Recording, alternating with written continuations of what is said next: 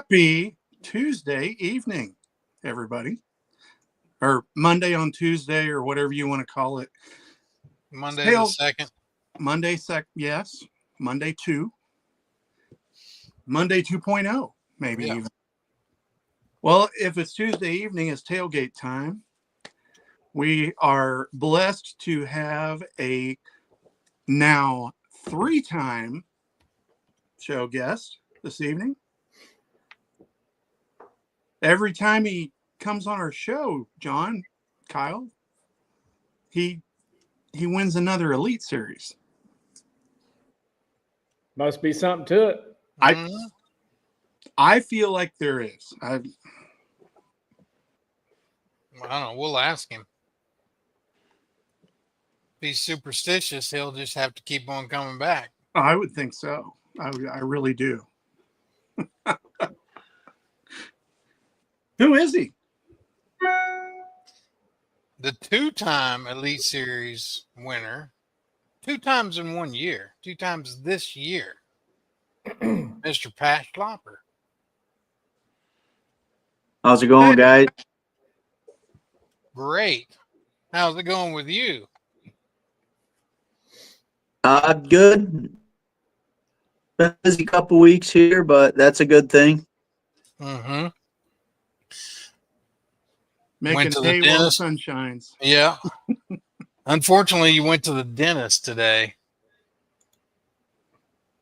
And he's frozen. Yeah, that was freeze up a lot. Am I back? You're back. You're back. You're good. Okay. Yeah. Yeah, I had to go to the dentist and get a crown. So it's just I just have a temporary on right now. And then I leave next week for Alabama, then Oklahoma. So hopefully it lasts until then. But I've had a couple before, but this one's been a little extra painful. So hoping tomorrow it's a little better. Yeah. Well, let's talk about your latest victory. And how does it feel and what's it mean to you? I mean, it obviously feels good. I mean, I won pretty close to home on a place I fish quite a bit. And I put a ton of work in there really for the last, 15, 20 years. But since we were there in 2022 and I didn't do that well. And since then, I really started putting a lot of work in and paying a lot closer attention to everything. And because I knew we'd be coming back. And yeah, it all just really worked out this last week or 2 weeks ago, however long it's been now. So yeah, it felt different than the first one on the Sabine. It just felt a lot more rewarding because I knew how hard I worked for that particular tournament. I thought I was going away there for a second. Yeah, I mean, I've heard you say it, how hard you worked, and I've also heard you talk about how hard it was for the last year, knowing you were going there. And I don't know if everyone understands the rules that you guys have to go by. Like, it's extra tough when you're going to a lake that's your home waters or one that you fish all the time, because you can't talk about it. You can't talk about fishing on that lake, ever. Once it's announced, you cannot talk to anybody about that lake. So that had to be really difficult. Yeah, it was hard because, I've one of my best friends lives in La Crosse, and I mean, we've talked 2 or 3 days a week, and that's what we would talk about is fishing. Not necessarily the river, but just like what I was doing and what he was doing. And, I just basically had to set the precedent. Like we just can't, even if it's meaningless, you think it's meaningless, or you're fishing pool 6, which isn't part, like, I just don't want to hear about fishing on the river at all. Which I get, I like the rule. It's so difficult when you fish tournaments down there and people know you and they know you're going there, and they, like you said, they don't necessarily know the rule. So they want to try to tell you stuff. and you have to shut it down. And like, I messaged Lisa a couple times, just like, hey, this guy sent me this. Like, I just want you to know, because I was so paranoid. But no matter how careful you are, you just feel like in the back of your head, like, did you do something wrong? It's just really difficult.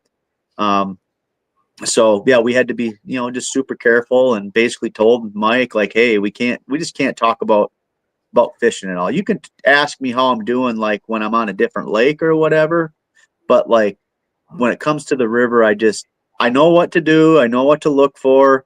Like, you don't need to tell me anything. Like, I know what to do. So just don't worry about it. So, but you still have that lurking in your mind. I was thinking about that today. I'm like, gosh, man, that just what happened this year on the Elite Series had to even multiply like your concern. Like, I mean, think back when we were talking on the show last time or the first time, all that stuff in the beginning of the year had happened, like where guys got in trouble for talking to people, talking to their buddies, talking to their, then had to take lie detector tests at the request of the anglers that wanted that to happen more.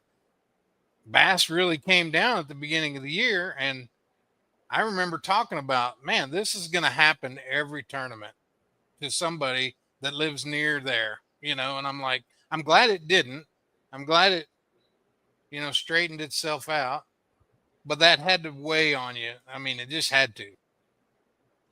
Yeah, it weighs on all of us, and Yeah. then, it happened again at 10 Killer. An angler got disqualified, and which was a weird deal. I mean, the thing is, it's really hard to know. Like, I've never taken a lie detector yet, but like Bob Downey took one, and he said it was the most intense. He said it was 2 hours of just intense questioning, and he said it was horrible.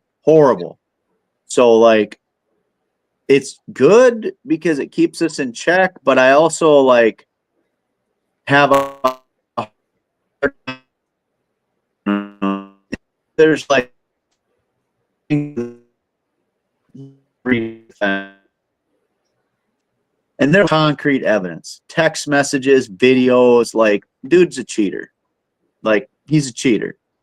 But because there's evidence, there's evidence of him doing it. Where the other ones, it's like, we don't really know, because you're basing it off of a person reading lines on a machine with, at best, 75% accuracy. Not to mention, the guys just went through a 4-day tournament in 100-degree weather, and it's 7 o'clock at night, and you're trying, I mean, it's just a lot of things that make me question it. I don't care how reliable or the professionals they are. It's just, I just don't, I don't know. I can't, there's a reason you can't use it in court and all that. Like, it's just not reliable. So, it's a weird scenario, and you are right, John. Like, a handful of anglers were bitching and complaining like normal that they wanted more of them, and then of course, after they put that they're going to do 8 of them, well, then they start complaining it's too many of them, and now it's too harsh, and now it's, you know what I mean? It's so I don't blame Bass at all. Yeah.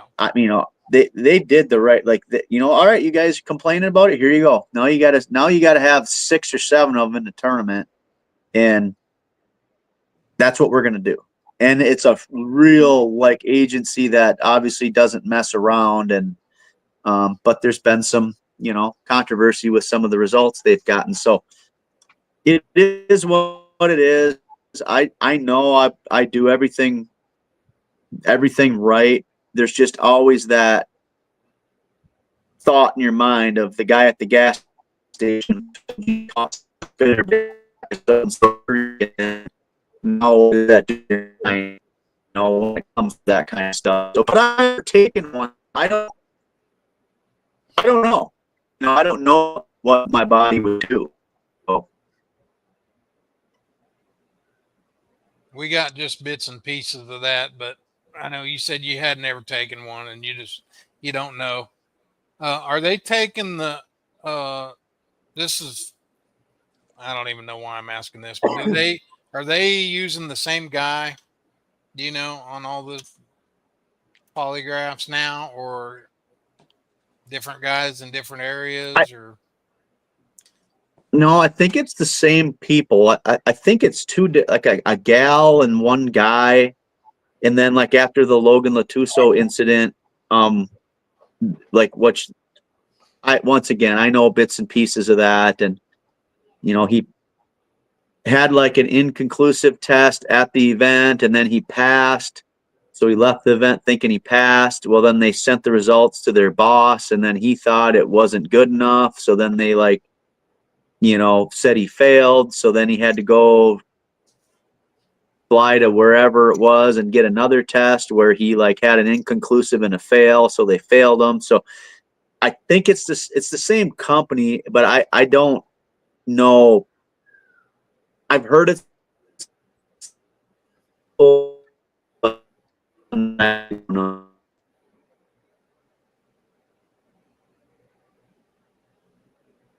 Froze up again. Yeah.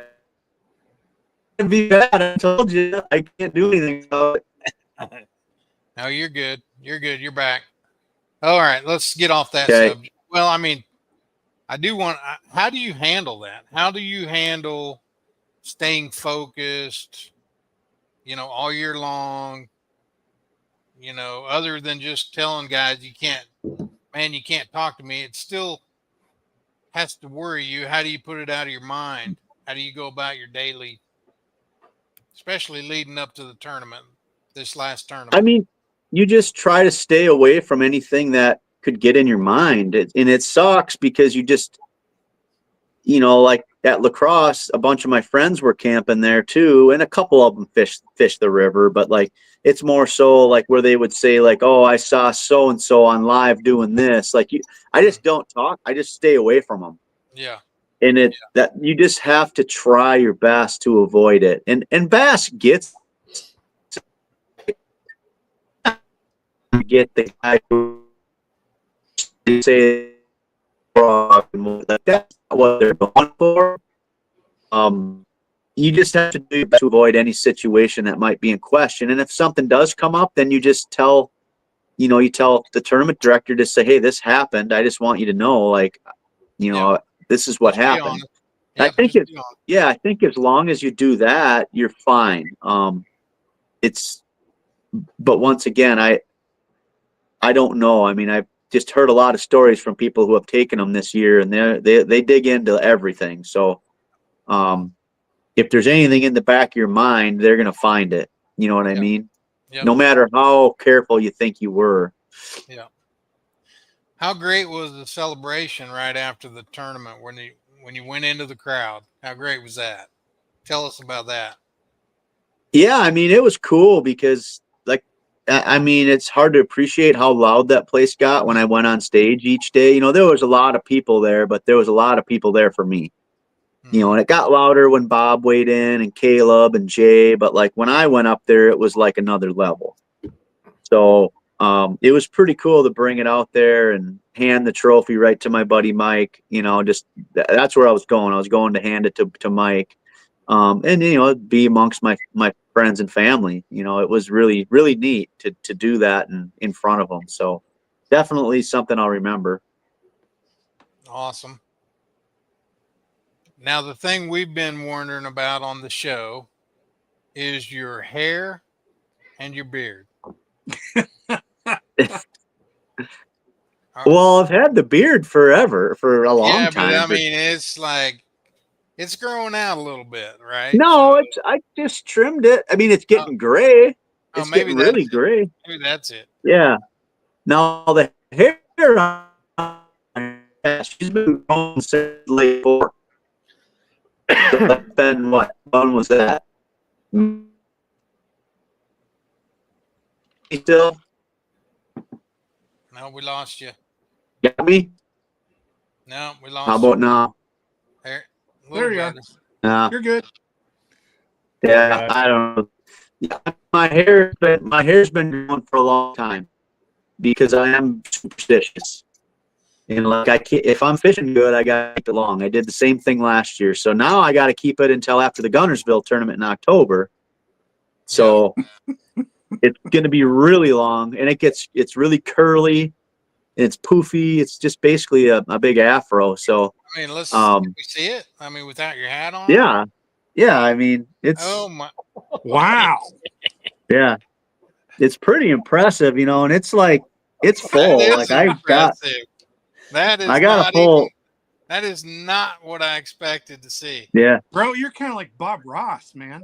Yep, Yeah. Bob Ross or Marv from Home Alone is what my wife calls me. Like, Yeah. yeah. See that? Yep. So, but it works. I used to grow it out for hockey all the time in high school, and it looked exactly the same, just not gray hair in it. But I don't care. It keeps working. So, I mean, I've got 2 wins with it. So it's hopefully I can get one more.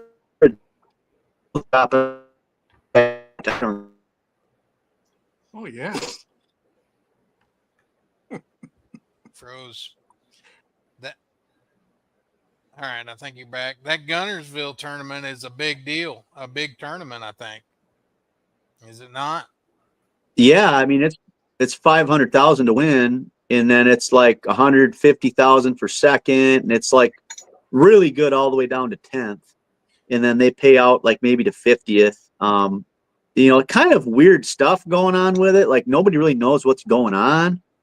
But I finally got my invitation, I guess, and like I'm gonna go for sure to try to, you know, for that kind of money, I'm gonna go put some time in and try to win. But yeah, it's a lot of weird things with that tournament. But as long as it happens and everything's legit, I mean, I know the money's there because I've talked to people from there that know the people that got the money. So I mean, the state's it'll be putting it on or something, aren't they?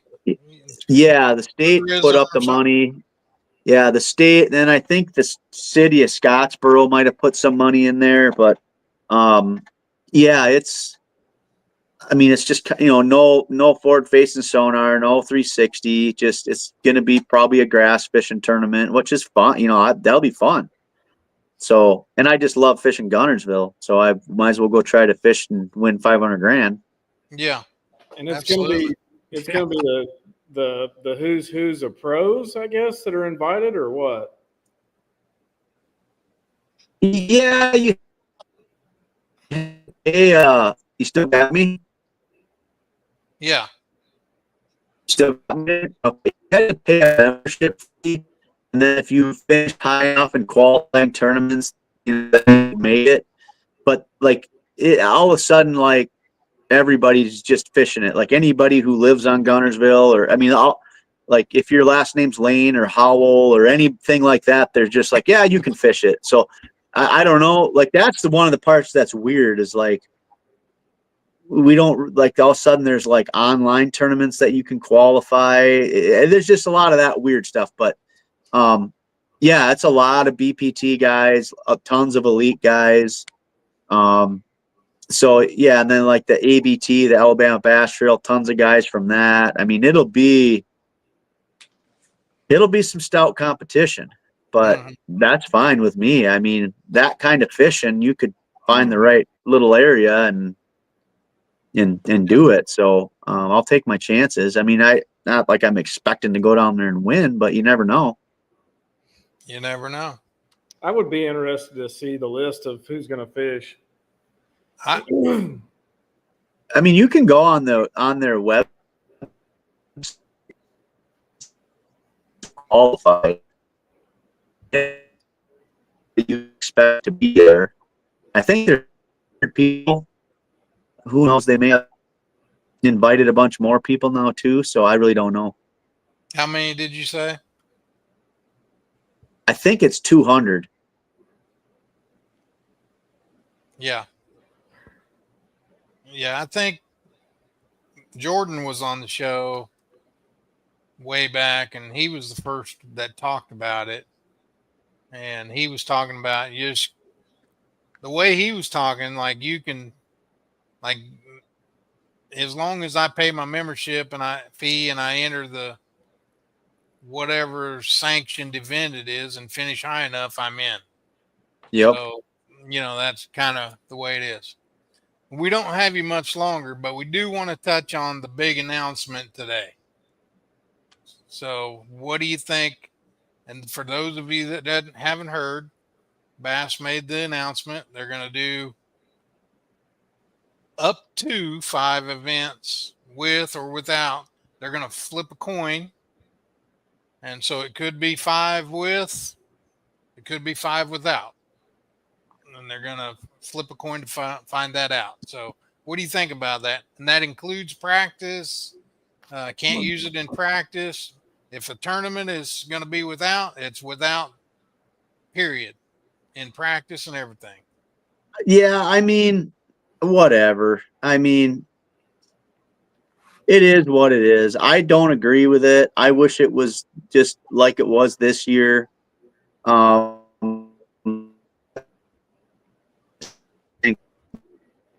If they improve that scheduling can get events where, I mean, it'll play in every event, some, but it's not going to win every event. So now, whatever. It is what it is. I mean, I just hope it stops the people from crying that were so against it, and whatever. It's just. I just hope it is what it is. I just hope they leave it for. If this is what they're going to do, then let's leave it for a few years anyway. If we're going to vote every year, it's going to change every year, and it's going to go back, and it's going to go back because the younger guys are coming in and they're going to vote the other way. Right? Yeah, I think so, but I mean, I don't blame Bass at all. I mean, they were just under too much pressure from, I don't know. It's just I think some of the guys who are really pushing for it that like to fish shallow a lot, I think they're going to be regretting this decision partway through the year when all of a sudden 3/4 of the field is on the bank with them. Yeah. Right. That water run. So some probably going to be a little.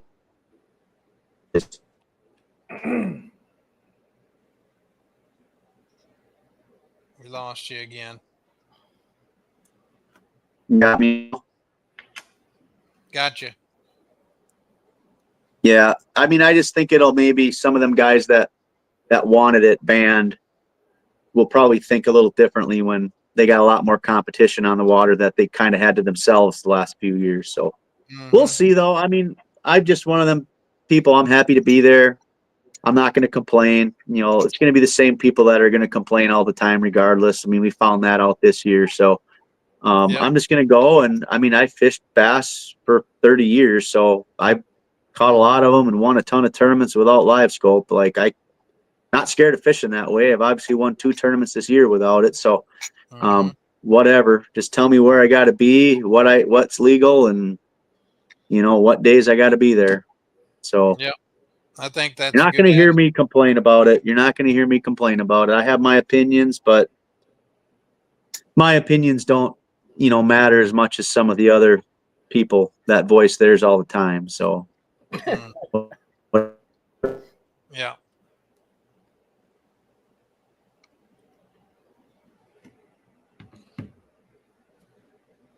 You froze.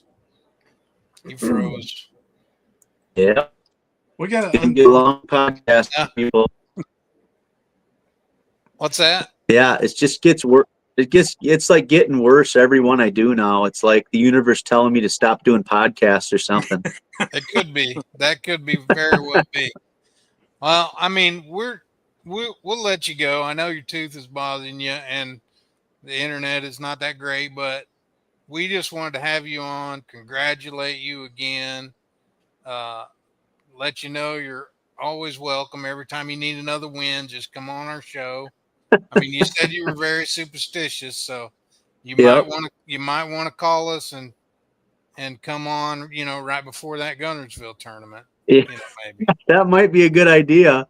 They'll probably be calling you the night before, just trying to do a short little segment or something.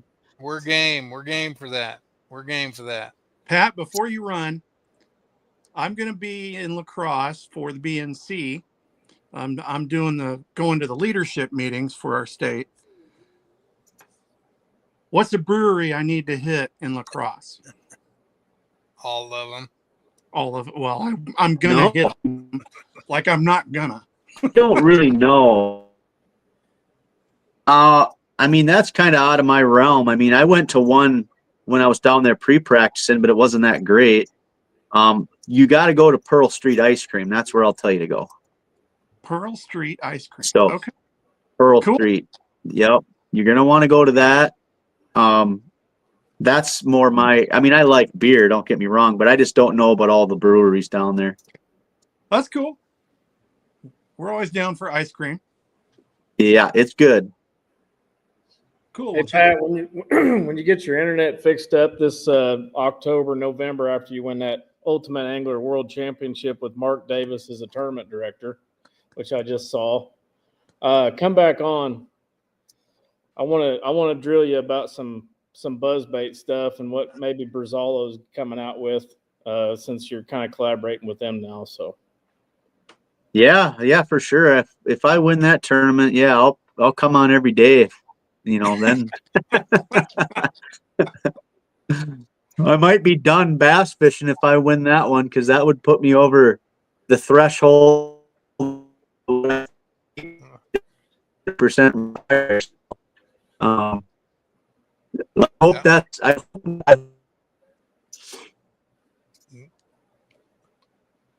That would be awesome. damn internet. Yeah, that would be awesome. All right, Pat, we'll let you go. Have a good night, and thanks for coming on again. Thanks, Pat. Yeah, thanks for having me. Thanks for having me, guys.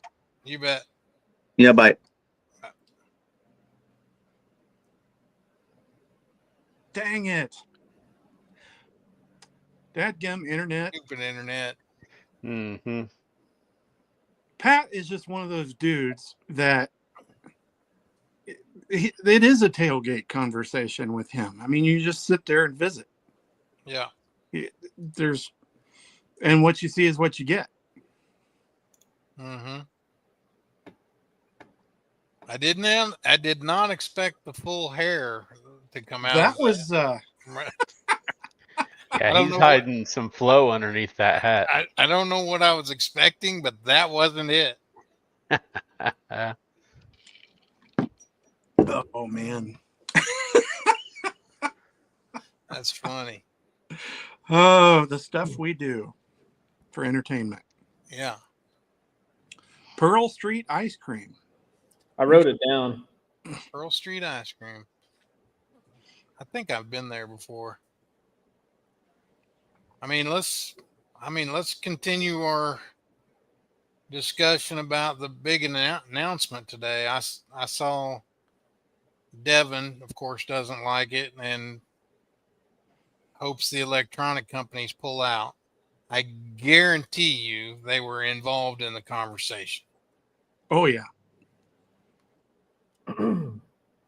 So that's not going to happen.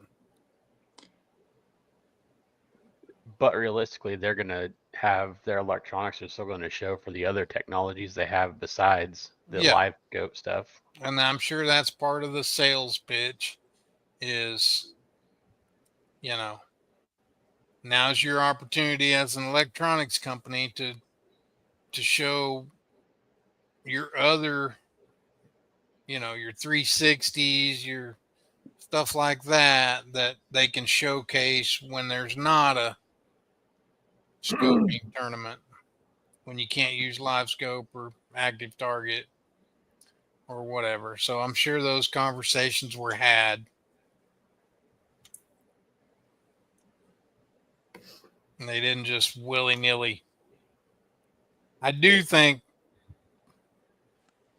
I hope that they are telling the anglers, we're not going to vote on this again in a year or two or whatever, because I do believe that it'll just go back the other way. when the rotation, when the anglers start rotating in that are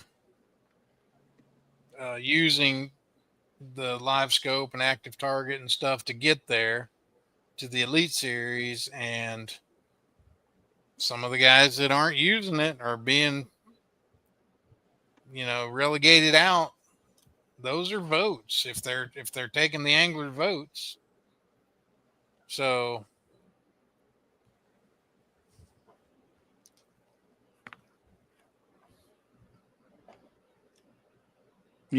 as far as sales go, well, the best sales technique in the world is it's been banned. That's true. Well, there must be something to this forward-facing stuff if they're not allowing them to use it at the big deal. Yeah, I could see that. Everybody wants what they can't have. Exactly. That's just like the Pearl Street ice cream. I can't eat ice cream. Love ice cream. Can't eat it anymore.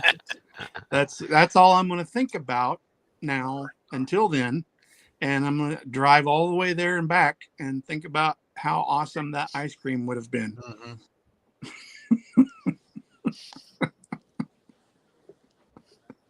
Well, I mean, you could go there and see if they have sugar-free.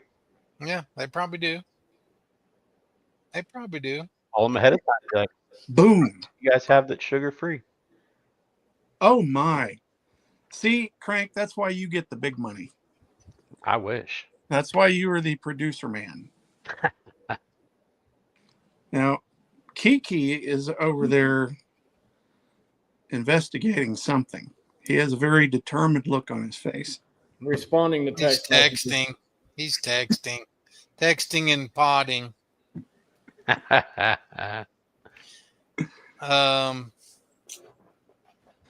Interesting little poll that went along with the announcement today.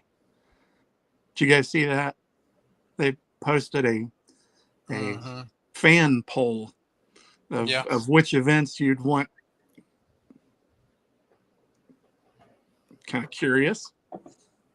Does that somehow sway how the flip of the coin works? No, because it's going to be live, supposedly. Oh, that's right. That's right. Which is Zona's idea. And that's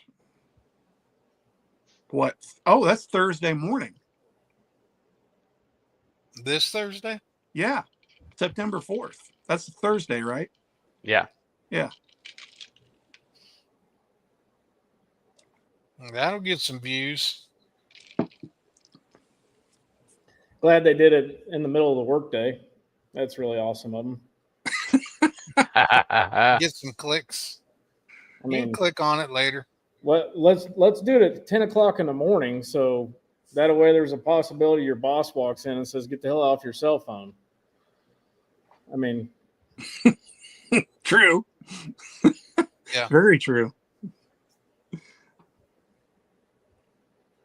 The thing I'll say about all this crap is that there's no possible way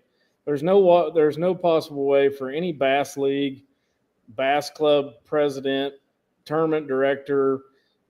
You can't please even 10 guys, no, let alone 105. No. Oh no. You can't ever please everybody. So, I saw the post that you sent, and I hadn't been on the internet today, so obviously I didn't see I wasn't looking at Bassmaster or Facebook or anything, but after that on the way home, I listened to a short podcast, and the anglers had an interesting opinion. It was a diverse opinion. You went from one guy that thought that it was just absolutely asinine to one guy three guys really that said they really didn't care, to one guy that said, truthfully, it's all about entertaining the fans to begin with. And I mean, ultimately, they voted on it supposedly, and it was a 70-30 do away with it altogether. So Bass was trying to maybe meet them in the middle and just say, well, we'll compromise with maybe both groups, and we'll just do it the way we're going to do it now, I guess. Not sure who said it was a 70-30 to do away with it altogether, but Lee Livesey. I don't believe that was right. Lee Livesey. In fact, I know that wasn't right. I'm just telling you what I heard. I have no idea. I wasn't there. I mean, it was barely one above a majority to just limit it. It would have been way, that contradicts. I mean, if it's 70 to do away with it altogether, why wouldn't it be 70 to limit it or go 50 or go 50-50? When it wasn't, it was not. It was like 56%. Truthfully, that's how close the vote. That's how close the vote was. That's why I'm saying. That's why I'm saying I hope they stick with it. Their decision for a few years anyway, because they're just going to be flip-flopping, going back and forth. Well, there's a whole bunch of mixed information, obviously, after the announcement. And regardless of what they decide to do, it's, it started with the payouts last year and the guys were bickering about them and this and that. And it's almost to the point to where maybe they shouldn't pull their anglers about what they decide to do. They should just do something, just stand behind that. Ding, ding, ding. And then just say, look, this is the way it's going to be. If you guys want to fish our tournament trail, this is what the rules are, and this is the way it's going to be. And maybe it'll create a little bit more of a. It's not going to happen as long as corporation people versus are still the there. employee and instead of anglers bitching about it back and forth. That will never happen as long as two people are still there. I could go on and on about my opinion, but like I've said in a long time, over and over again, my opinion doesn't matter versus, Ben Milliken was one of the ones that's completely against it because obviously for good reason. He made tons of money on YouTube using it. Mm-hmm. He qualified for the Elite Series using it. Good for him. I'm happy for him. But his opinion of it, it doesn't matter. It really doesn't matter. He does have a valid point. I will have to give him credit where credit's due. He's got a valid point on a show that he did on YouTube. He tried to prove the difference between the viewer staring at his back, making a cast in the middle of the lake versus the viewer staring at his back, flipping. Yeah. The viewer is still staring at his back no matter what. Yeah. Okay, I got you. I'm there. But there's a whole bunch of guys that want to see you flipping a mat versus you casting a minnow in front of a sonar unit. I get. Here's my issue with the whole argument about doing away with it versus not doing away with it versus 50-50, because that's really the three options. That's the three. Some kind of not doing anything about it, letting everybody, like Ben Milliken wants you to be able to have 17 graphs on there or one giant 56-inch graph on the front. No limitations. No limitations. Versus guys like Matt Herron that want the dang thing banned. And then there's guys in the middle that don't care, whatever, let's fish, let's do 50-50. My issue with and Bass decides to do basically 50-50. They're going to flip a coin.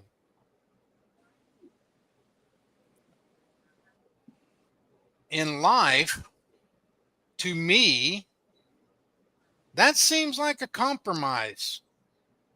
Like that's a compromise. It's not what the guys on this side want completely, and it's not what the guys on this side want completely.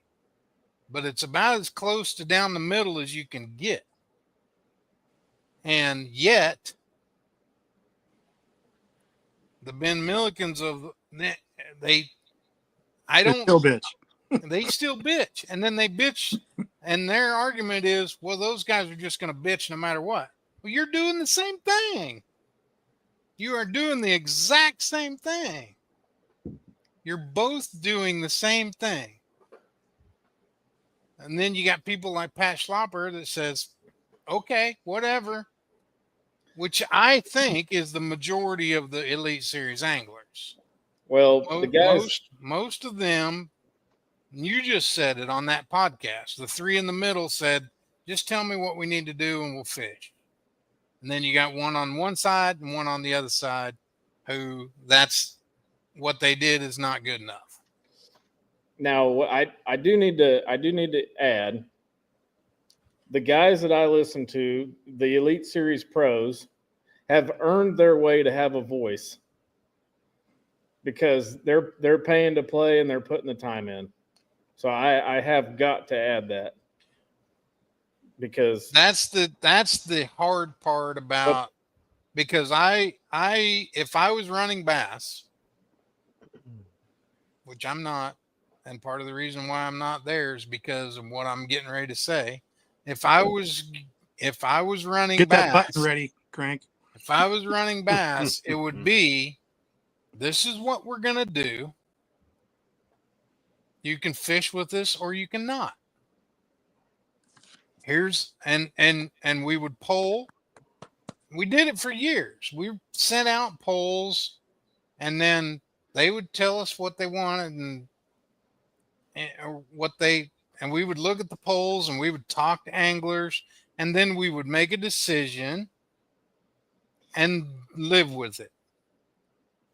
Now they've gone so far in as to now they're calling it a vote, and they're abiding by the vote. The vote was whatever it was, 56% to 44%, to put some kind of limitation on it. Well, and that's what they did. How many bass members are there? Do you guys know? 500,000. There's been 500,000 for 30 years. Okay. So let's just say that 300,000 of those guys, which I think the number's probably a little less, but let's just go out on a limb and say that 300, the three guys that are the 50% of the guys, whatever, that just say, you know what, I just want to fish the Elite Series next year, and whatever Bass says goes, and this is the way it is. There's still 100,000 up for grabs. That 100 guys still realizes that there's probably 300,000 guys that would be willing to fill their shoes at any given point. Oh, sure. And and if they don't, sure they're right. a dumbass. And So, and that used to be. Hence to be. It used to be, when Ray Scott was around, and Trip Weldon was around, and Dewey Kendrick was around, and Harold Sharp was around. They knew that too. And they would say, here's the rules. Thank you for your input. Here's the rules. If you don't like it, you can go fish FLW. There are places for you to go fish if you don't want to go by these rules. Hey, and some guys have lived by that. Absolutely. And you know, we're slowly seeing some of the other leagues gain from the decisions that the league we always talk about, it seems like, gain from their decision making / possible mishaps, and if they're Lack not of decision making, if they're not, yeah, Yeah, that lack of decision making is still decision making. the company that we're talking about used to be the leader, used to be the others would react to what they're doing. They're the last ones to make a decision on this. They are now reacting to what MLF has done and what MPFL has done. I see that. I see that two different ways. I see that as, let's try to make the best educated decision that we possibly can. I also see that as, yes, a reaction, sort of. But I think maybe they wanted to sit back and try to see how the other leagues did with the decisions that they had made. Because you got two other series, you got two other major leagues made different decisions than them. And did they reap the rewards? I have no idea. To be honest, I've told you guys this numerous times. I can't live stream all day at work, so therefore I don't get to watch Major League Fishing that much. I don't have some special subscription on TV to watch them. Yeah. I can't hardly live stream at work unless I'm on my lunch break, and usually I try to call my wife and see what she's up to during my lunch. So, and then the same goes with the other tournament organization. Drawing a blank. I'm sorry.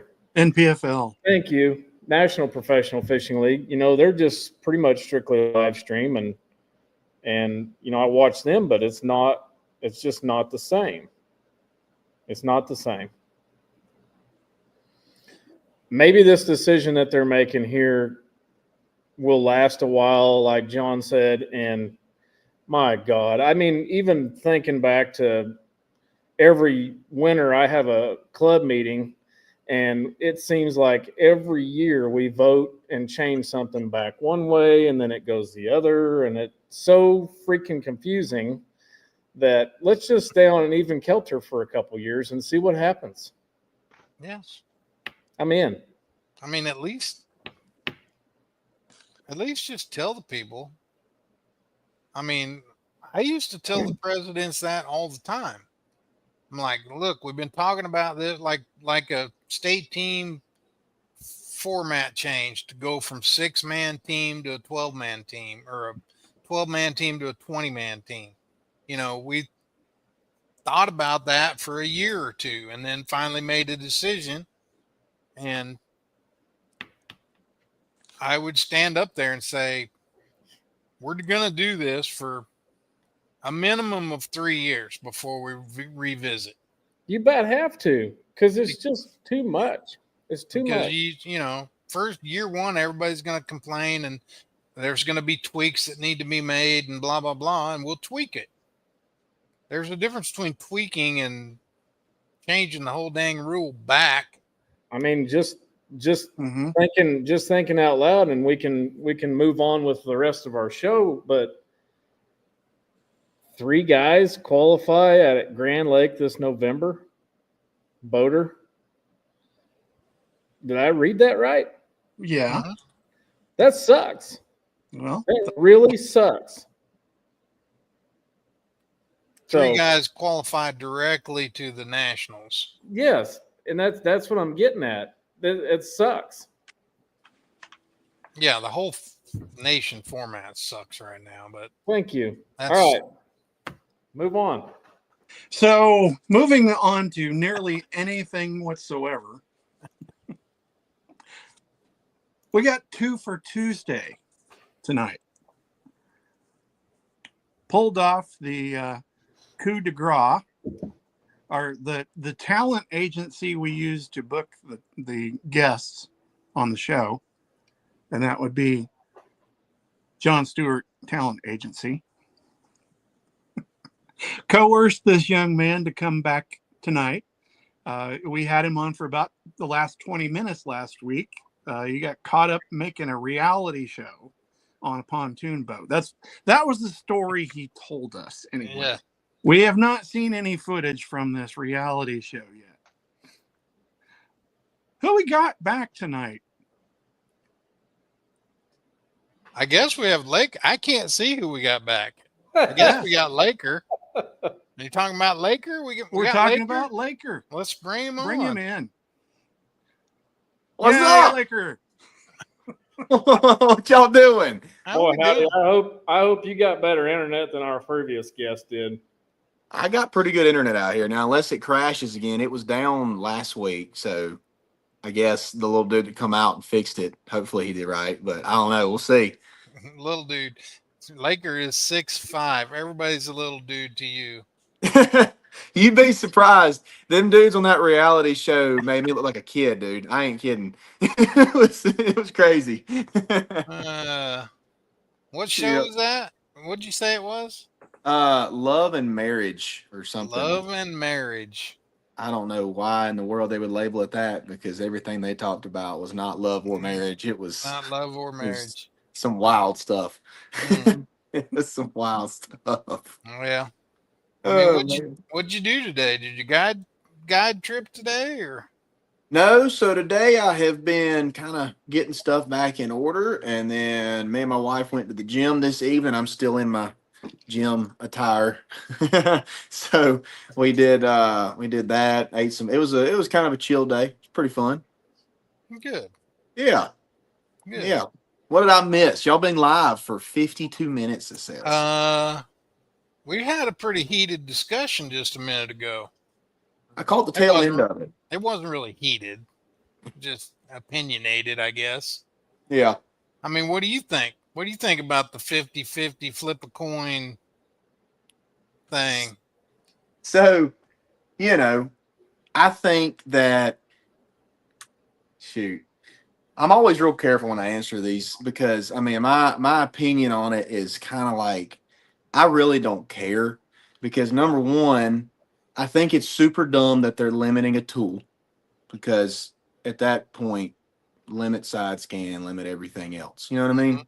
Because they had all these uproars about side scan, down scan, all that when all that first came out back, whenever that was. But now we have this, and the people complaining about it just don't want to take the time to get good with it. So I feel like if you're really a professional angler, you should be a professional at all aspects of it. You know what I mean? In my mind. But at the same time, if they limit it, then, I mean, I've made more money without it than with it. So I don't really care either way. I'm going to keep fishing how I like to fish. I feel like a lot of guys, it's going to open up kind of a mental block a little bit. Like when they get into the tournament, it'll take them a little while to kind of get past the mental side of, well, crap, I don't get my scope this tournament. So what do I do? This is so stupid. They're going to focus on that and just complain the whole time, which there's certain guys that'll overcome that, I feel like, but that'll take some of them out on the mental side of stuff right off the bat. But I think realistically, all you're really going to see is there's a lot of people whining about it. And I don't want to shoot myself in the foot saying this, but I kind of feel like the ones whining about it are still going to be whining because they're going to get beat by the people that are always going to catch them with or without it. You know what I mean? So that's just my opinion. I feel like if you're whining about something because you're losing, you just need to get better at what you're whining about, in my opinion. Because at the end of the day, we're fishing for a living. We're out here catching bass for a living. What better job could you possibly have? You know what I mean? That's right. So, That's right. Yeah. I wonder, do you think have you heard anything? Do you think they'll do the same with the opens? Or the EQs, I don't know. at least the EQs? Once you make it that far, will they flip a coin on those 3 tournaments? And I mean, I don't know how they could do that one. That would be a cool idea. I don't know how they could do that because you would still have, you'd still have 66% of the events with it or without it. You know what I mean? Because it's 3 events. So, you'd only maybe have. they'll add an event. Yeah, they could. That would be cool too to see if they added an event to make it a little more interesting because 3 is so short, But I don't know. The opens, I feel like they probably won't touch just because there's so many. That's like they make a lot of money on the opens, just as the Toyotas make a lot of money for MLF. And they don't touch it on that either. So I feel like they kind of know to leave well enough alone on those two tours or whatever. Because I mean, the Toyotas have mentioned doing it because of co-anglers, because the co-angler participation has been super down because all the codes don't like getting stuck with the scope. But the opens, there's no codes anymore. So I don't know. They might do the same thing, but I feel like if they did, that it would lower the entries they had into the opens. And that's something they probably aren't gonna want to mess with. Yeah. I think that's probably right. Yeah. I mean, for those listening that don't know, you are correct. The opens, based on my experience, I have to preface this because I've been gone for 3 years now. Yeah. But based on my experience, the opens is the only series that makes a profit at Bass. People don't know that, but the opens is the only series that makes a profit. They don't make a profit on the elites. I mean, they sell advertising, which is the base of their money. That's their business model. But they don't make any money on the nation. They don't make any money on kayak. They don't make any money on college or high school tournaments. They spend a lot of money on those events, and they don't. The opens, they do make some money on the opens. Yeah, they're the final doing the split up deal is very smart as far as the money side of things as well. With the final 3 events, because they're expensive, very expensive. Yeah, but I just was thinking out loud that if you're gonna have a format where you're fishing tournaments without it, but everybody that's qualifying doesn't have to do that. Some way there ought to be a tie-in. I think, whether that be adding an EQ and doing 2 with and 2 without, whatever. Then it would be, this is what you're going to be doing if you qualify for the elites. So you need to get prepared for it. That type of deal. Yeah. Not just to be doing it, but like, we're preparing you for the elites.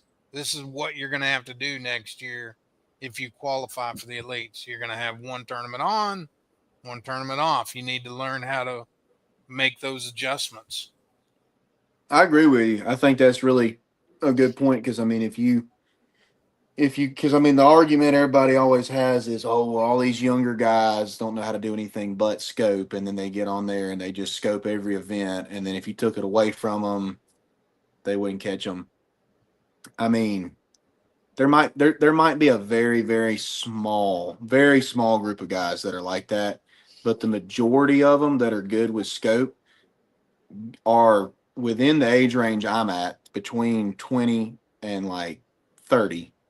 And if you're between that age range, you probably grew up regular fishing, like bank fishing, pond fishing, whatever. So you know how to fish, you know how to catch them, but you just, I think the other thing is, people don't realize one of the biggest reasons and I'm going to expose something about the scope deal. One of the biggest reasons, y'all gonna laugh at me, but a lot of guys that are really, really good with scope, the younger guys, are like really big video game heads, like gamers, big time.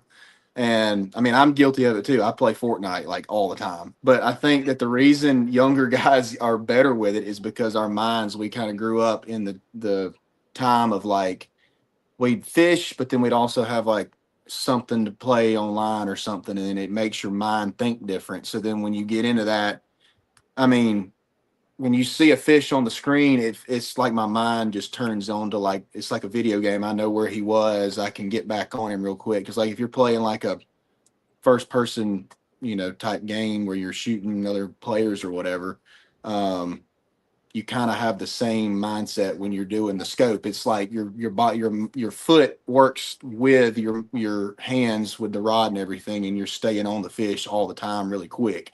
So it's a lot faster of movement and stuff. But yeah, I don't know. I'm ready to see what I want to get on the elites and have a chance at actually experiencing that, because I really enjoy the idea of not having it, because then I don't have to worry about it, because like if you have to worry about it, then you got like, if I don't scope this event because you're at like some Highland reservoir or whatever, if I don't scope at this event, then I'm going to get my butt kicked, because everybody else is going to be scoping and I'm going to go up on the bank and do this. But like Gunnersville, for instance, I know we can't really talk about it, but I can say what, So Gunnersville is one of the best scope lakes there is right now for largemouth. And if that one's not on the roster for the scope, then you're going to see a lot of guys that would have done really, really well have to try to learn the grass bite. You're still going to see massive bags in the grass, but you're going to see a lot more of the guys that would have caught 30 pounds on the scope catch like 15 pounds in the grass, because they don't do that bite a lot. So I think it's going to add a lot of adversity to it to a lot of people. It'll be cool to see. You said you can talk about Gunnersville? No. So I can say stuff like I just did, right? Oh, okay.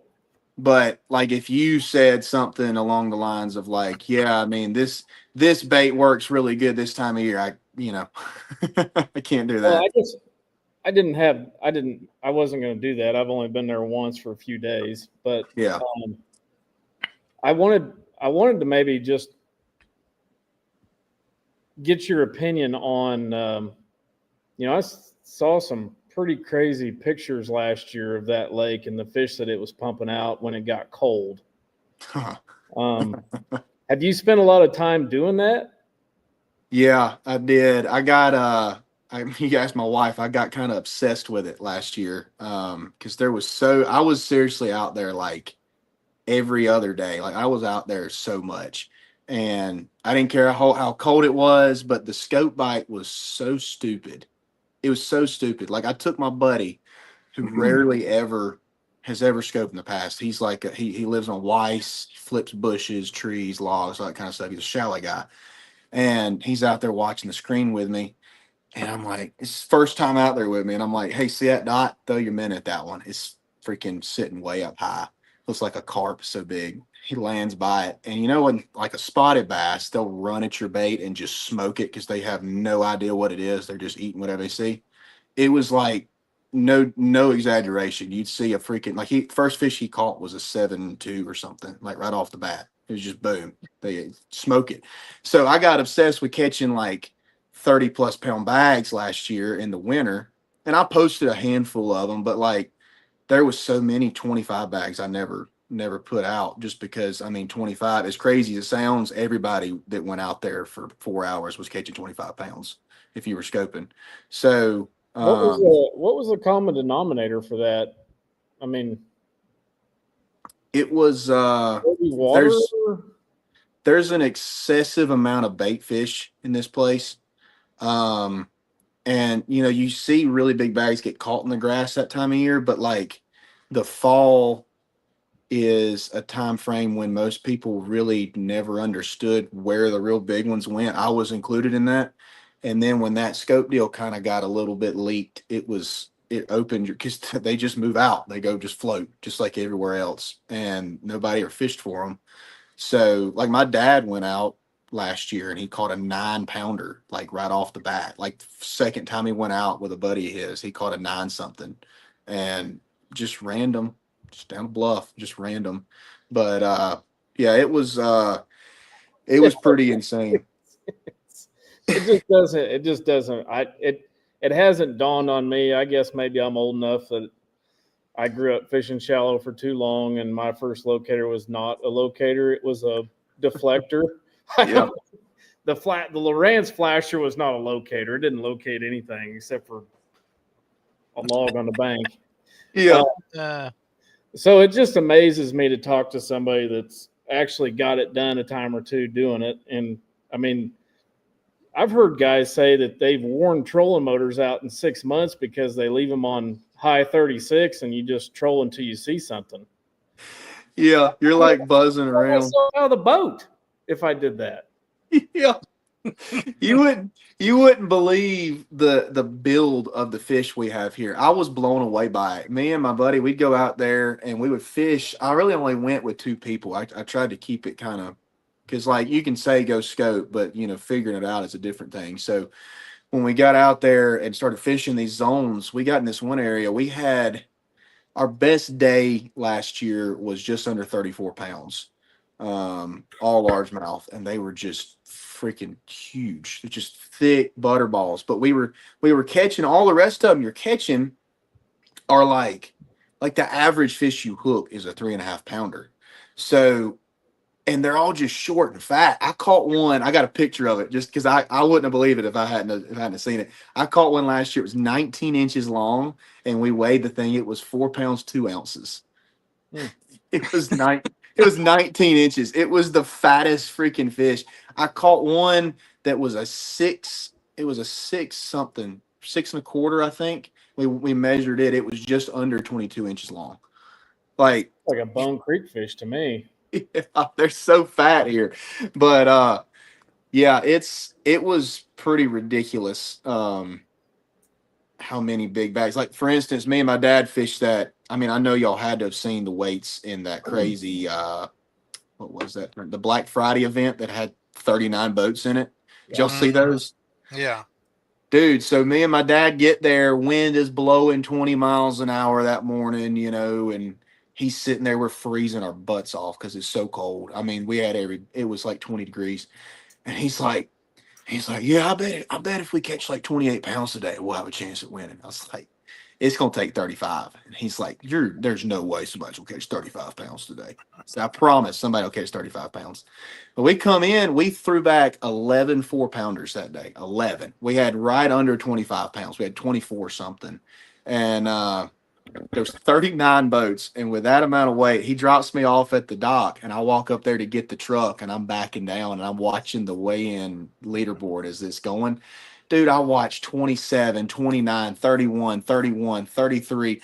I called him. I said, they pay 5 spots. We can just throw them back. He was like, we ain't throwing back 24 pounds. We're going to get something for this. We got a pat on the back and a 30th place finish out of 39 boats.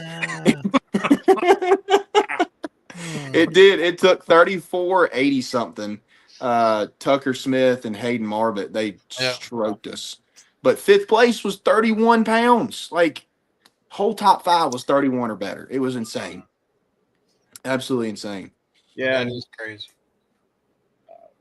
To hear him give us a real short, brief, probably cut version of how he caught him, I left that conversation. I'm going, whatever he said didn't make a daggum bit of sense, period. Are you fishing that whatever that big tournament is on Gunnersville? Ultimate Championship or something? Yeah. Ultimate Angler, dude. That is the craziest roster and payout. Yeah. That's the craziest thing. Mark Davis is your tournament director. Is that true? I think he is. I know he's got a big part in it because, and if anybody watching is in that, make sure that you get a marshal, because I found out just the other day, and I live here, that if you don't have a marshal, you disqualified. So you got to have one. Everybody has to provide a marshal. It's in the rules, but a lot of people aren't getting the emails. So, but anyway, yeah, that tournament's going to be insane. So it'll be right after the Open on Wheeler. So we have like 2 days in between. The Wheeler Open ends on the 4th of October, and then official practice starts on the 7th, I think. 7th and 8th. We got 2 days of official practice for that. But that's a no-scope deal. The other thing that I think a lot of people don't know is I know y'all have heard of the Big Bass Splash, right? The big one, or Big Bass Tour, whatever it is, Big Bass Tour. Well, most years they come here, there's over 1,000 boats in it. Okay, Mhm. so the lake is just flooded. Well, guess what weekend that's on? The exact one is that tournament. So it's gonna be 200, 200 of the top pros all over that got in this Ultimate Angler, on top of 1,000 other boats that are out there, in pontoons and bass trackers and everything, How flooding does all the that main even areas. happen? How does that even happen? I don't know. I don't understand. How does the towns around it even support it? I don't know. They're going to 2 different ramps, so I guess such a big lake. I guess they figure. I think one's going out of Scottsboro, one's going out of Gunnersville, so I they mean, figure. most of those people, Kyle, live within driving distance that are going to fish that. I always fished that big bass tour when I lived there, but Yeah, I it's a fun tournament. lived an hour away. So Yeah. So, just kind of an odd question, Laker. Uh-huh. Um, if you weren't fishing the Ultimate Angler World Championship, who are you giving? Who's taking the dub? Who's winning the tournament? God, dude, I don't good know. question. That's it's seriously the Schlapper, craziest. probably because he was just on the show. That's right. Schlapper. Yeah. Yeah. Is he in it? Yes. Yeah. Oh my goodness. He That's said great. he just recently, not too terribly long ago, received his invitation. He is a scary one to be in that because he's really good at that type of fishing. He's on a roll.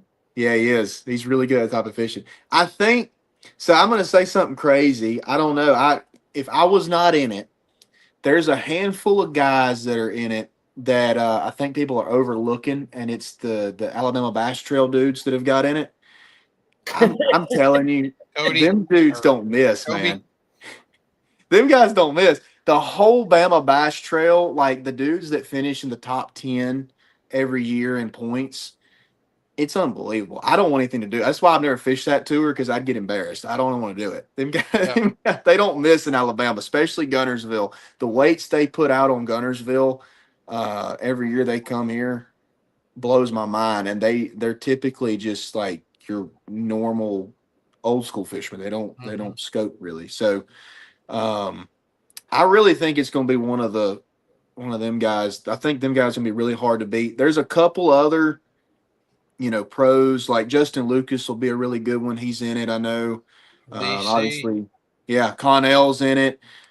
With no scope, I think it'll be interesting to see what a lot of them guys. Swindle. Yeah, Swindle's in it. Is Ish Monroe in it, or Dean Rojas by chance? I don't know. I hope not. I don't know. I looked through that roster one time. I don't know, probably about a month ago, and the names I was seeing. Jordan Lee, I think, is in it as well. Yeah. He's the both first one that brought it up on the show. Yeah, It'd Jordan. be interesting. It'd be interesting to see who comes out on top. I'm with you on the Alabama Bass Trail guys. I don't know any of them, but I will say this. I've said this forever. Good fishermen come from good lakes.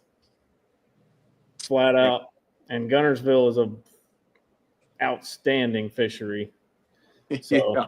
you are one fortunate individual. Yeah, I really enjoy. I guide out here, and guiding. You learn a lot from people as well. Just kind of baits you would never think to really throw, because you tie something on that'll help them catch more fish, and they end up catching big ones on you. You're like, oh crap, that's cool. So Yeah. put that in my notebook. But yeah, there's a lot of really, really big names in that one. Have y'all seen the payouts in that? Like the official top 10 payout list? Pat kind of touched on it. Like I said, his internet was absolutely horrible. But he said half a mil for first, Yeah. and then drops down to is it 150 for second or something?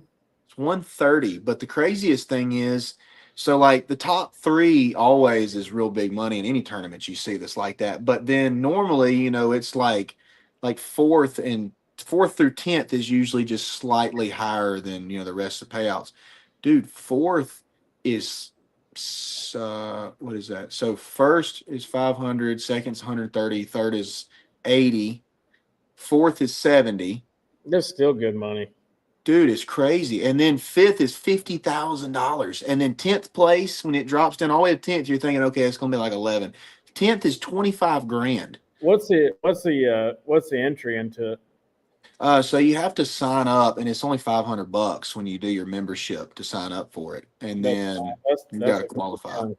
Yeah, it's the craziest payback ever. The state is backing the whole deal, and they got some really really good people in charge of everything. I hope they keep doing it after this year because this is a really cool tournament. They must have a heck of a lineup for sponsors. Yeah. Yeah, they got a lot of cash coming from somewhere because my goodness, it's unreal. Yeah. Fletcher, Shryock, Hunter, Andy Montgomery, Mark Daniels, Adam Rasmussen, Easton Lindis, John Canada, Robert G, Corey Casey, Lance Crawford, Bo Collins, Fred Rambanis. Ooh, that's a good one. Boom, boom.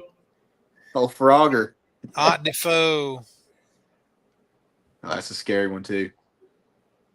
Swindle. Welcher. Ooh. Ooh. He freaks me out when he goes shallow and starts doing fun stuff. Yeah, Dean Rojas. Oh, is he in it? Oh, man. Dustin Connell. Jacob Walker. Oh, that's a good one. These guys don't know who Jacob Walker is. They will. They will. Just qualified for the BPT. He's a hammer. He works at all. He works at Mark's Outdoors. He knows all the secrets, man. Yep. Caleb Summerall, Logan Latuso, Paul Mueller, Pat Schlapper, Randy Howell. You know that guy? Oh, I've heard of him. Hank Cherry. Multiple day tournament, Laker? 3-day, I think. What's it going to take to win? In the fall with no scope. Lake's fishing really good. I mean, it might take 21 a day, maybe, if somebody really gets on a good pattern. But I don't know. It's top 10 will take 18 and a half a day, probably 18 and a half. That's a little low, I feel like, but yeah, it's real low because like the majority of people, I could be way off, but I know from years past, the fall is one of the most frustrating time periods to fish this place when it's not a scope involved. Because scope is what opens it up to everything, you know? I'm assuming you're also factoring in the amount of boats that are going to be flogging it all at the same time.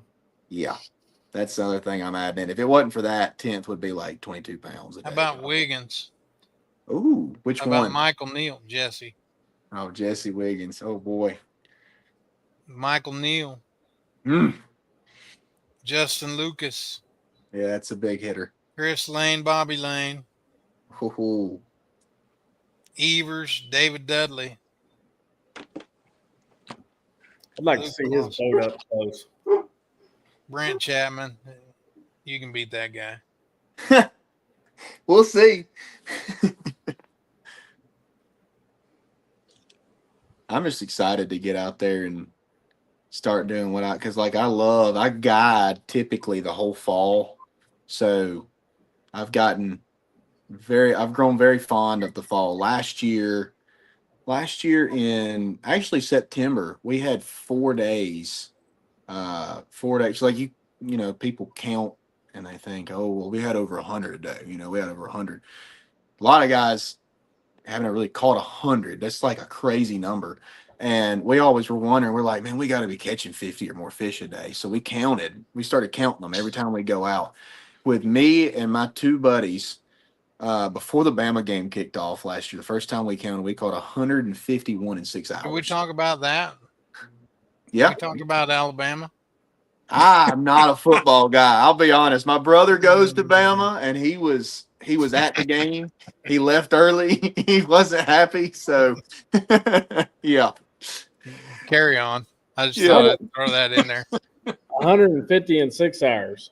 Yeah, and then we had then the next 2 days later, I went out with my fishing partners, me and a buddy, and we caught 116 in 8 hours. Primarily doing some. I'm not gonna say it yet because like it is kind of it would give it away a little bit. But anyway, it was top water of some kind. I'll just put it that way. It was top water of some kind. But that, and then I had 2 guide trips that same month. We had 103 and like 107 between the few people that were there. So the numbers are ridiculous. But you ask a lot of guys that go out there, you're like, yeah, we caught 107 a day, and then somebody else will come to the rant, man, we only got like 3 bites today. What the heck were y'all doing? And it's like, The wrong thing. yeah, they're really Not what I was convinced. Not what I was doing. Yeah. Mark McKeag. Oh boy. Oh boy. That's one of them ABT guys you're talking about. Yeah, people, if you hadn't heard Mark McKeag's name, he's gonna do good in that one.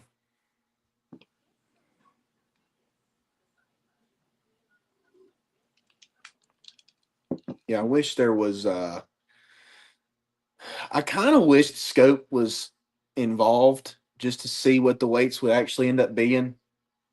And it would get us away from a lot of the guys that are in that big bass tour deal. Mhm. But it is what it is. We'll make do. Will Davis Jr. Know that guy? I do know that guy. He's won a couple dollars bass fishing in his life. Hayden Marbot. I do know him as well. He's won quite a few dollars on Gunnersville. How about this new guy, Bank Shaw? Oh God, he got in it. Mm-hmm. Woo-hoo! There's one of the top 10 right there. He's already told the bank, hey, look, I'm going to have a substantial amount of money coming in October. So Yeah, there's a bunch of. How about Chris Johnston? who did both the Johnstons get in or just Chris? I just saw Chris. And the last one on the list is Mr. Jordan Lee. Oh, Jordan Lee. Yeah, he's going to be. I skipped over a bunch. Yeah, there's a lot that you didn't mention that are in there that are some heavy hitters. Yeah. There's a lot. I'm not really sure. I could be wrong on the weights, but I mean, if you look back at I think there was a Toyota championship? I think that was in November or something, a couple years back maybe. But if you look at the weights in that, the guys that won were scoping, and that's an accurate description of what the fall fishing here is like. Because they had kind of just started the scope deal. Marshall Robinson got second. He had basically 21 a day roughly, and it took like 22 a day to win. But then like top 10, I don't think took more than like 18 a day roughly. And without scope, that was right as the scope was just starting to get kind of like big when they had that. It was probably 4 years ago now, I bet then. But yeah, I remember that one because that's what it's going to be, a real similar tournament to that, I feel like, with no scope and all the boats that are going to be out there. I think it's going to be interesting. So we'll see what happens. Maybe I can catch a bass or two. I don't know. I'm sure you can. Are you sitting in that Triton that's for sale? I'm not sitting in the Triton. That's actually at Jetta Marina in Kentucky. That one is for sale. And I did offer a good bit of skin to somebody to help me sell that Triton. This one here is for sale as well. I'm actually in my Skeeter, which has just been cleaned and detailed. There's my beautiful Yamaha back there, my power poles, and then up here, look, I got that all emptied out in the middle there. Isn't that pretty?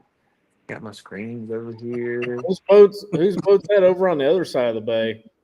Oh, I don't know. That's That's some high school fisherman, I guess. I don't know. Oh my. Washed up? Is that what you said? No, I said some high school fisherman. Oh. So since we last talked, have you talked him into fishing the EQs? What's he doing? I tried. The unfortunate part is they already had the his boat giveaway scheduled for the exact weekend. So as the final one, so he can't fish all three of them. Yeah. Yeah. So he ain't gonna fish any of them because if he won one of them, he would have to miss the final one, and it wouldn't. Yeah. So no, he will not be fishing those. And I guess, as weird as this is to say out loud, my dad is going to be sitting in my family section at the classic. So Yep. that's kind of crazy. But yeah, he's got all his stuff. Look at what he's got out over here. This is You ever go like walk over there and fleece anything on his side of the aisle? oh dude, I go shopping all the time. Okay. You see all that? That's the stuff that he hung up there, and he never, because he's got like freaking gigantic duffel bags just stuffed with everything in the world in his boat and his truck and upstairs. Like if you saw the crap upstairs, you'd think he's a hoarder. But yeah, that the wall over there is for looks, and then if I don't have something in one of my shipments, I just kind of walk over there and I'm like, yeah, just grab one of them. I'm comparing your tackle wall. Okay, look, that's like the leftover crap. Okay, here's the rest of my stuff. All right, See? well, that looks a little bit better because I was like, boy, you got a real measly stash behind you. Yeah, I got a Happy Gilmore check up there too. Yeah. This is like, so this is all like the old reject baits that I you have like that tray, the messy tray in your boat. Everybody does that, like the baits sit there and rust. That's mostly what's behind me. Is baits that I let rust. Yeah. So there's a major difference though in the walls. You can definitely tell who's been doing it longer. Yeah. But maybe one day I'll get enough in to make it look all pretty. I just like to have my stuff with me. Like I'll order a ton of stuff and I'm like, shoot, why would I want to hang it up? It's just going to sit there. I need it. I take it with me. I have so much. My truck looks like that wall over there. It's like full of crap. So if anybody ever rob me, they get a lot of baits. Danny, ask him your questions before we let him go. I think we did that last time. Did we? No, we didn't. Did we? I don't remember what we talked about I last time. don't either. Yeah. And I'm 3 times your age. I didn't think we did. Okay, well, so traveling around as you do. Yep. You're driving down the interstate, you see the sign, you're like, oh man, yeah. If I'm gonna drive by one, I gotta stop. Where you gotta stop? It can be somewhere to eat. Krispy Kreme. If the hot and ready sign is on at Krispy Kreme, you can ask my buddies, my wife, anybody. Dude, I have literally turned around in traffic to go to a Krispy Kreme and get freaking donuts. I don't look like I eat donuts, but I'm so into some donuts. Do you know where all the Krispy Kreme shops are? I have taken note in my mind a couple times in certain areas. Like how far north is the furthest Krispy Kreme? I don't know about north. I know of 2 that are within 45 minutes of me that are pretty fire. The one over there right across the bridge on Neely Henry, that one sitting by the Panda Express, that one always has the hot and ready sign on. Okay, that one's good. And then the other one is in Huntsville. It's about an hour away, and it's kind of in the ghetto, just a little bit. Like, you pull in there and you're like, I don't know if I should be here, but I'm getting donuts, so we good. I'm just gonna go in here and get out real quick. You don't go through the drive-through, you go inside because the drive-through takes too long. So that one, some ghetto donuts definitely taste good too. All right. Did I ask you last week about something you've seen on screen? Craziest thing you've seen on sonar? On sonar? Yeah, or Oh. on your locators, anything that you couldn't explain or was just weird. I've seen some strange things. Trying to think now. You got me really thinking. I've seen graveyards, obviously on side scan and all that. Gosh, what would be the craziest thing I've seen? I've seen some really wild stuff on forward facing, but they're usually like big stripers and stuff. I haven't really seen anything like super insane. Like I haven't seen like a corpse or something on the bottom, you know. I wish I could say I've seen something crazy like that, but I haven't. I've seen a lot of wagon wheels on the side scan and stuff. Wagon wheels, I've seen sunken boats. I do know where I think this is what it is. Okay, I don't know for sure. So if somebody fact checks me on this and proves me wrong, then fine. But it looks to me like a school bus sitting out here on the bottom on a ledge. And if anybody's seen it, it's in a pretty obvious location on a drop. But it looks like a school bus, and it's a really good spot in the summertime. But I've never really been able to figure out what it is. It just has like there's windows in it. I know that, and it looks like a vehicle of some kind. It's just so big. I figure it's a school bus. But yeah, that's probably the craziest thing is that. Is it near a road or a bridge or something? I don't know what it's near. It's just kind of sitting there. I don't know how Maybe it it's got an there. airplane. Could be. There's been a lot of I wonder if it is. Because I ain't never seen wheels on it or nothing on there. Because normally when you see like a bus or a vehicle, you can see the wheels. I ain't never seen wheels. I wonder if it is.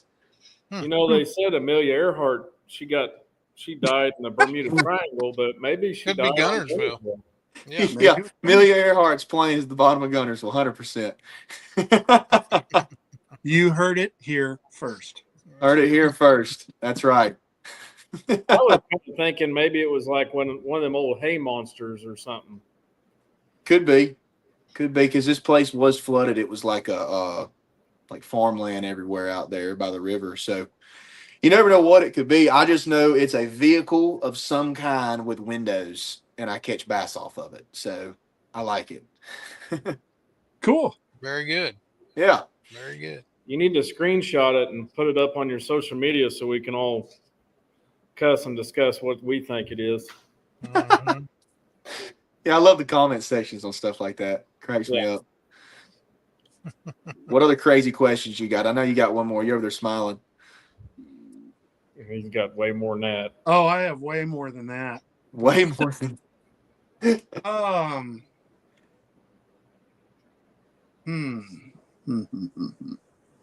Oh, he's thinking hard. This is gonna be. I am. I'm trying to think of something that would be quick. Krispy Kreme, school bus, or airplane. Amelia Earhart's airplane. That's right. You have located Amelia Earhart's airplane. Yep. Goals for next season. Goals for next season. Let's see. Number one goal, which I think anybody that makes it has this goal in mind. But number one goal would be to win the Classic, obviously, being in that. There's obviously some heavy hitters in that, but somebody's got to win, so it'd be really cool. Mm-hmm. Another goal would be to be in the Elite Series and start my career off, that way for a lifelong career in the Elites. That'd be really cool.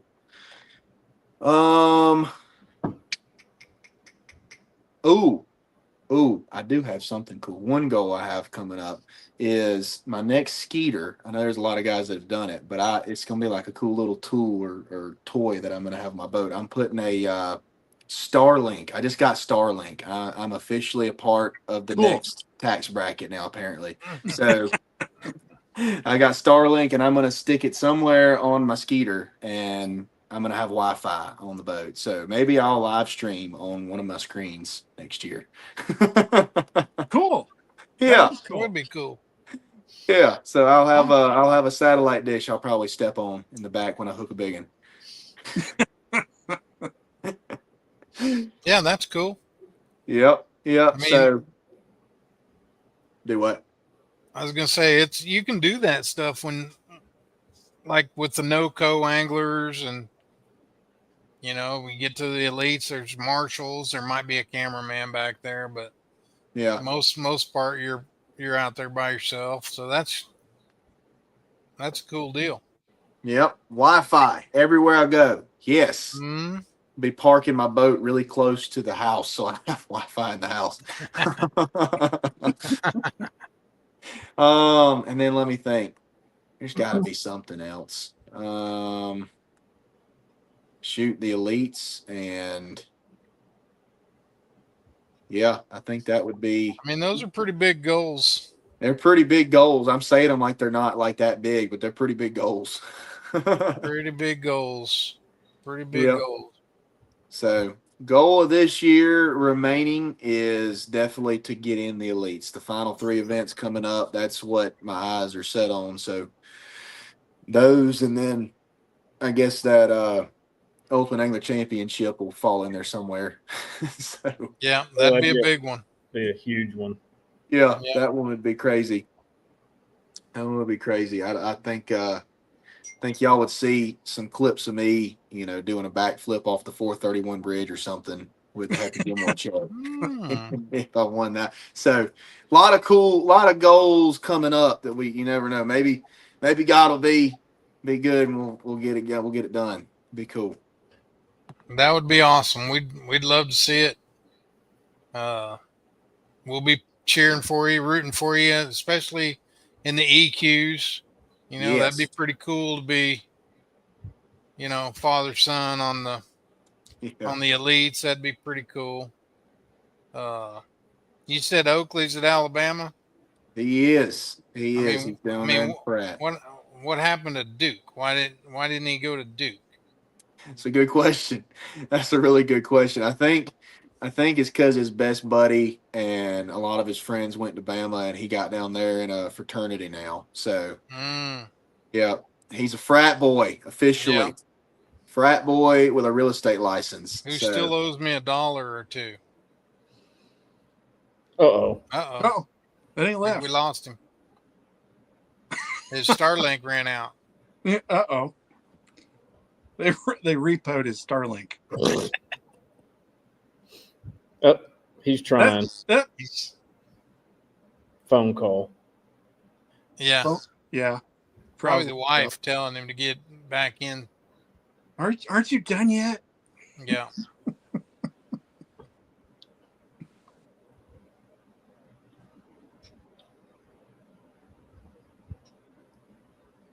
Well, give him just a second. There, he's back. Oh boy. There, you're back. Hello. We got you. You're good. We thought maybe you you hear us? repoed your Starlink, man. He must not be able to hear us. We can see you. Dang it. Well, We can see you. We'll just give him the thumbs up. All right. Dude, thanks a lot, man. He is muted. Can y'all hear me? Yeah. Yes, no, maybe. We can hear you. You can? Yeah. Oh, I can't hear a word y'all are saying. So You can't? somebody broke my my do not disturb and messed up everything right then. So yeah, I can't hear a word y'all are saying. I see y'all's lips moving. But I'm gonna use this as a good time to say goodbye. And thank y'all for having me. I appreciate it. Just like last time, Laker Howell Fishing across the board. If y'all want to follow me on anything, and I'll be back eventually. thank you. Thank you. See ya. Later, dude. Cool kid. Yeah, kid. he's a good kid. He did not. We didn't really get into it. He did not follow the typical, go to college. He tried. He went up to where did he go? He went up to Dayton, whatever what's that school at Dayton?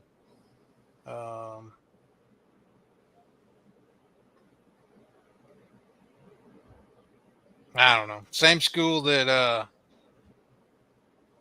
oh, now I'm losing everything. I'm losing my mind about who we had on. Who's the kid that almost was out of the elites and then posted the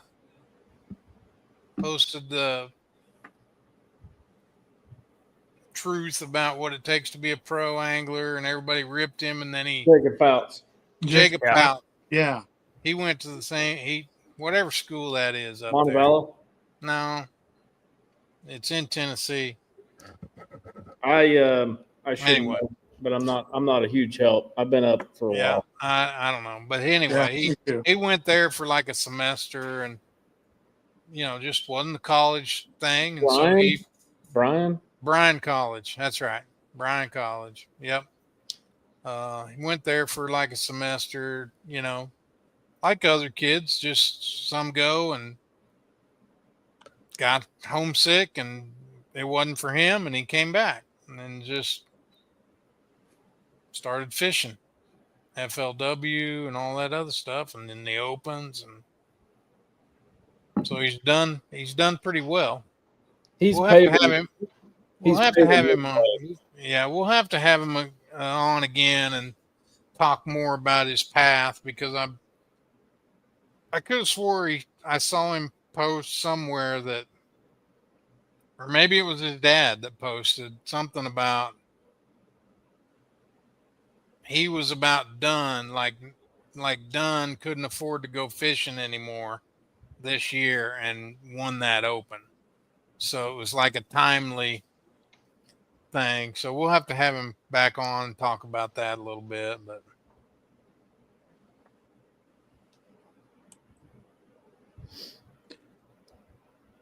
I know you, pretty cool for our first 2 for Tuesday. yeah, it was good. There's some other stuff I wanted to get into, but I know it's getting late, so we can talk about that next week. Or I'm still efforting. I'm efforting 3. Tucker had some kind of media event this week. He's going to come on, but not sure when. Might be next week, might not. Maddie Wong is going to come on again. Finally got through to the new bass communications person, Mandy, who is efforting Easton for us. Nice. And Matt Robertson for us. Oh, yes. And Gerald for us. Oh, man. So, and I did get a text from her that said Gerald will come on. We just have to get together on a date. So I got a good Matt Robertson story for when he comes on, because he was at the regional at Gunnersville when I was there. yeah. Yeah. Sounds like a very promising future here in. Yeah. So we'll have some guests here coming up. It's that time of year when their season is over. And if we can work them in between their hunting and all that stuff, I'm sure we'll have to work around that with Gerald for sure. I don't know how much Tucker and Maddie, they probably don't hunt too much, I don't think, but Matt Robertson does probably. Shoot, Gerald might be here. He might be here. Yeah. He might be in Kansas. Yep. But that's what we're working on. Awesome. Guys, thanks for watching. Share the video, please. Yeah. We do it on Facebook Live because you can go back and watch it. Uh-huh. And of course, you can go back and watch it on YouTube also. But Like and subscribe. Like and subscribe. And while you're there, like and subscribe Grandpa Stewart's video with Brooks because he wants to know how many likes we got. Oh, there you go. Oh, Sweet. And thanks for watching. Have a great night. See you next week.